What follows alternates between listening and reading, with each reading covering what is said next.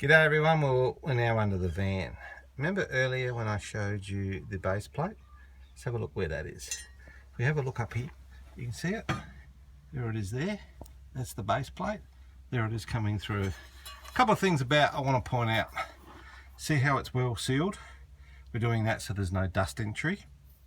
And here are the associated connections that I showed you earlier.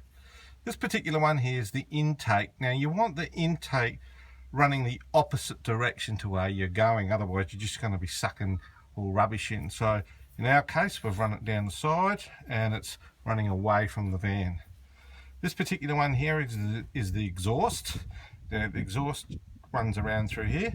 Here's the muffler unit, and then it runs down to the side, out to the direction out to the side over here.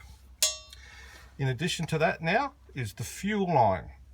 So if we were to trace this all the way back, it comes over here to the fuel pump. Now, a little bit about that fuel pump. When you're installing it, you want to make sure you've got it at an angle, because it's set to control at a metered rate, and therefore you're going to make sure that you're never going to have air in the system. So at the angle. The other thing is, if I just wiggle it, see how well it's rubber mounted?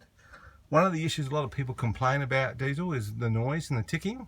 If you rubber mount everything, you're not going to get that situation. So therefore the line then runs back up into our tank. Lastly is the electrics. So we have one of those connections that I talked about earlier. It just connects in here, we chase that around and it goes back up into the inside of the van.